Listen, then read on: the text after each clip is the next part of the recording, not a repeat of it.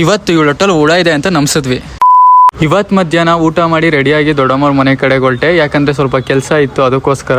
ಯಾವಾಗ ನಾನು ಎಲ್ಲಾರ ಹೊರಗಡೆ ಹೋಗ್ಬೇಕು ಅಂತ ಅನ್ಕೊಂತೀನೋ ಅವಾಗಲೇ ಮಳೆ ಬರಕ್ ಶುರು ಆಗ್ಬಿಡುತ್ತೆ. ಹೆಂಗೋ ರಶ್ ಇದ್ದಿದ್ ಬಸ್ಸಲ್ಲಿ ನನ್ನ ಕಂಡಿಡ್ತೀನಿ, ನೀವು ಲಾಗ್ ಮಾಡ್ತೀರಲ್ವಾ ಅಂತ ಸೀಟ್ ಕೊಟ್ರು. ಇನ್ನು ಮನೆಗೆ ಬಂದ್ರೆ ಒಬ್ರೊಬ್ರು ಒಂದೊಂದ್ ತರ ಆಡ್ತಾ ಇದ್ರು.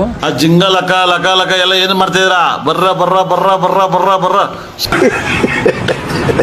ಇವಳು ಯಾಕೋ ಇವತ್ತು ಡಿಫ್ರೆಂಟ್ ಮೂಡಲ್ಲೇ ಇದ್ಲು.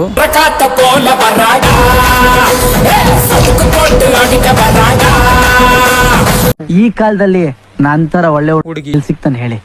ಭ್ರಮೆ ಇನ್ಸ್ಟಾಗ್ರಾಮ್ ಅಲ್ಲಿ ರೀಲ್ಸ್ ನೋಡಿ ಇವಳ ಮೇಲೂ ಟ್ರೈ ಮಾಡ್ತಾ ಇದೀವಿ. ಹೊಟ್ಟೆಲಿ ಹುಳ ಇದೆ ಅಂತ, ಚಾಕ್ಲೇಟ್ ತಿನ್ಬಾರ್ದು ಅಂತ.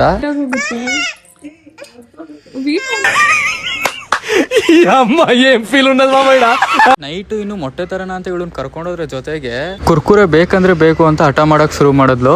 ನಾವು ಸಣ್ಣ ವಯಸ್ಸಲ್ಲಿದ್ದಾಗ ಯಾರ ಜೊತೆಗಾರ ದೊಡ್ಡವ್ರ ಜೊತೆ ಹೊರಗಡೆ ಹೋದಾಗ ನಾವು ಹಿಂಗೆ ಹಠ ಮಾಡ್ತಿದ್ವಲ್ಲ ಅನ್ಕೊಂಡು ಕೊಡಿಸ್ದೆ.